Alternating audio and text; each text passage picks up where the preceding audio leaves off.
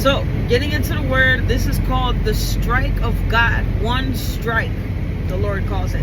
So, I'm going to give you the first part is with the scriptures only, and then the second part is going to be with the revelation that the Lord has given to me. So, if you got your Bibles, look with me in the Bible, because this is proof of what the Lord is going to do in this hour. And he has been urging me for the past couple of weeks to give this message. And this is when the Lord does this urgently, he means that he's about to do this like now. He's going to do this today. So go with me into the Bible, okay? So Luke chapter 10 verse 18, Jesus is explaining to his disciples. He tells them that he saw Satan be struck down like lightning. He struck him down like lightning from heaven. Okay, so that's the first one. I want you guys to keep these words in mind. All right, so I'm going to try to brief through these. First Samuel chapter 17 verses 45 through 51. I'm not going to read the whole thing, but it says that David struck Goliath with one stone. He struck him smack dab in the forehead, and when he was done, he walked over to him, grabbed his sword, and he chopped off the head of this giant. He struck him down. All he had to do was struck him down one time. So same thing with Paul. Well, he was Saul at the time. So God struck Saul. In Acts chapter 9 verses 1 through 9. If you want to go there with me, we can go there right now. Let's go. Acts chapter 9. It says, meanwhile Saul was still breathing out murderous threats against the Lord's disciples. Keep that in mind. Saul was still breathing out murderous threats against the Lord's disciples.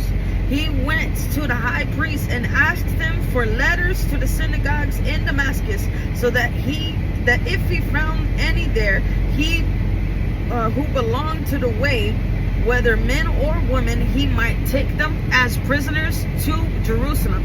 As he neared Damascus on his journey, suddenly a light from heaven flashed around him, and he fell to the ground and heard a voice to him and saying, Saul, Saul, why do you persecute me?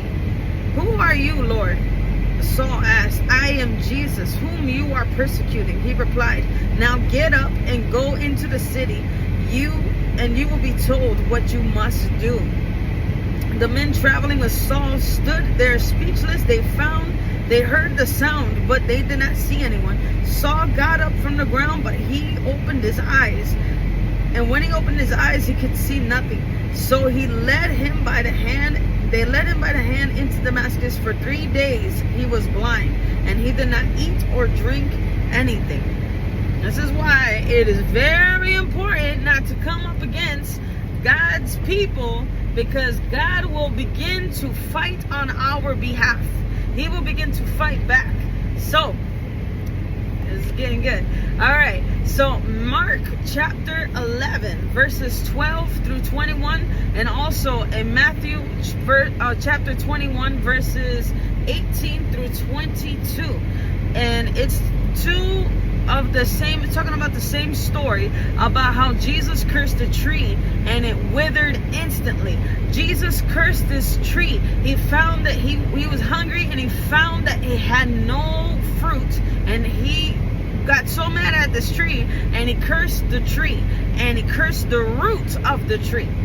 The roots of this tree, come on, get this. He cursed the roots of this tree, and the tree instantly withered right in front of you. All right, so keep these scriptures in mind. John chapter 19 verses 30.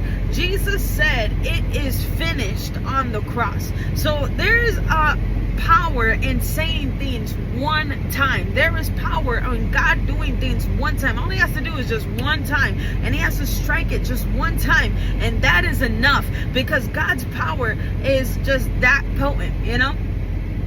So I'm going to keep on going with this. When Jesus, he died on the cross, he died one time. He rose again one time. He didn't need to keep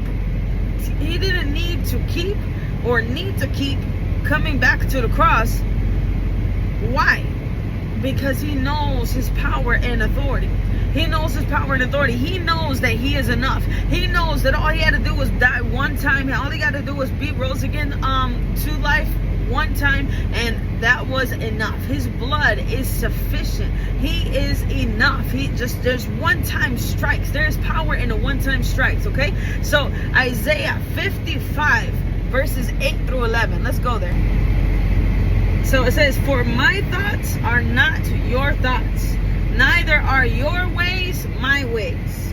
As the heavens are higher than the earth, so are my ways higher than your ways, and my thoughts than your thoughts. As the rain and the snow come down from heaven and do not return to it without watering the earth and making it bud and flourish, so that it yields seed for the sower and bread for the eater, so is my word that goes out from my mouth. Catch this. This is one of the most, this is the heart of this entire teaching. So is my word that goes out from my mouth. It will not return to me empty, but it will accomplish what I desire and achieve the purpose for which I sent it. He didn't say it may come to pass, or it might come. No, he said, when I send it, it will do what I sent it out to do. It will be fulfilled. On Habakkuk chapter 2 verse 2, it says to write down, make it plain on tablet. It will come to pass, and it will not delay.